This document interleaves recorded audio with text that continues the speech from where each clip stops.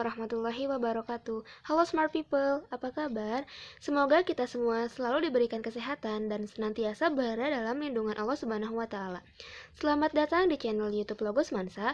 Nah, pada kesempatan kali ini, Divisi SIM akan memberikan materi pelajaran kimia. Sebelum kita melihat video materinya, silakan kalian klik tombol subscribe terlebih dahulu. Terima kasih. Kimia organik atau senyawa organik merupakan bagian yang tidak bisa dilepas dari kehidupan kita sehari-hari.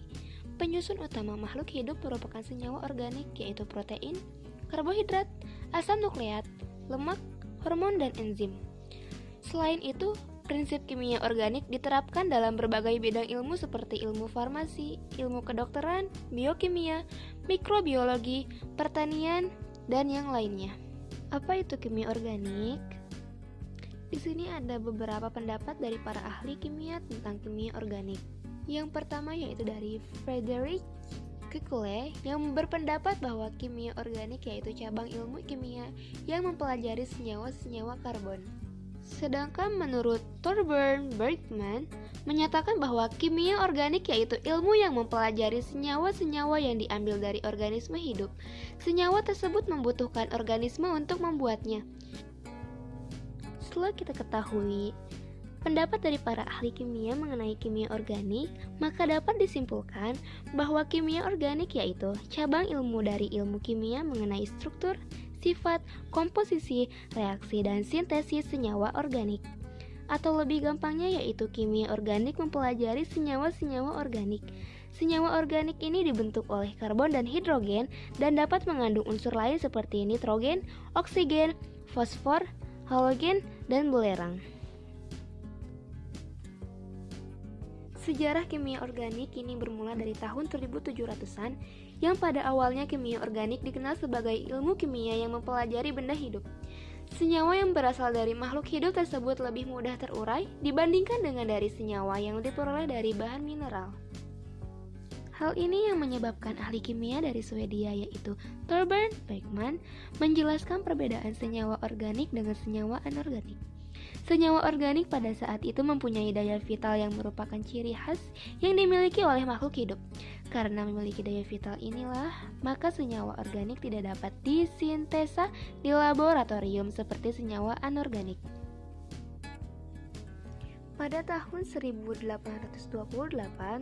Wohler menemukan bahwa urea merupakan senyawa organik yang sebelumnya ditemukan di urin manusia. Namun ternyata urea tersebut dapat disintesis dari senyawa anorganik yaitu amonium cyanat. Hal ini semakin melemahkan teori dari Thorben Bergman. Ada beberapa unsur dalam kimia organik, yaitu karbon, hidrogen, oksigen, unsur halogen, dan nitrogen. Meskipun senyawa organik juga disebut sebagai senyawa karbon. Di kehidupan kita sehari-hari sebenarnya tidak luput dari kimia organik. Berikut adalah contoh kimia organik dalam kehidupan sehari-hari. Makanan yang terdapat di karbohidrat, lemak, gula, vitamin, dan juga protein. Di rumah tangga ada kertas, sabun, kosmetik, minyak, dan juga cat. Selanjutnya yaitu parfum, ada opium, dan kamfer. Ada juga bahan bakar dari kayu, batu bara, dan juga bensin. Setelah itu ada tekstil, di mana dalam bentuk kapas, sutra, wool, dan juga nilon. Ada pada pewarna yaitu indigo, can red, malachite green. Juga ada pada obat-obatan yaitu jenis penicillin, quina, aspirin, dan juga obat sulfa. Ruang lingkup kimia organik ini melibatkan beberapa disiplin ilmu yang berbeda termasuk studi keton, hidrokarbon, alkena, alkani, alkuna, aldehid, dan alkohol. Kimia organik memiliki beberapa cabang ilmu, yaitu diantaranya yang pertama ada stereokimia, yaitu belajar tentang struktur molekul 3 dimensi. Yang kedua ada kimia medisinal, yaitu cabang kimia organik yang mempelajari tentang perancangan, pengembangan, dan sintesis obat-obatan farmasi. Yang ketiga yaitu kimia organologam, yaitu mempelajari tentang studi struktur dan reaktivitas dalam molekul organik. Dan yang terakhir ada kimia polimer, yaitu mempelajari tentang komposisi dan pembentukan molekul polimer. Adapun beberapa yaitu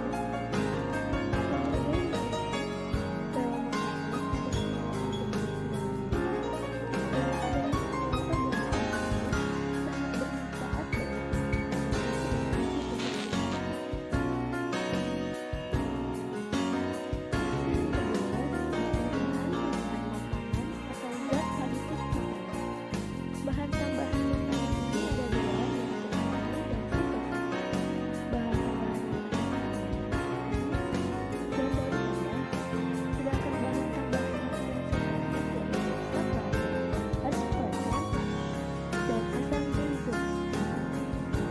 Kedua jenis bahan tambahan makanan ini mengandung senyawa organik. Alhamdulillah, sekarang kita berada di akhir video. Mohon maaf bila ada kesalahan. Terima kasih, sampai ketemu di video selanjutnya. Wassalamualaikum warahmatullahi wabarakatuh.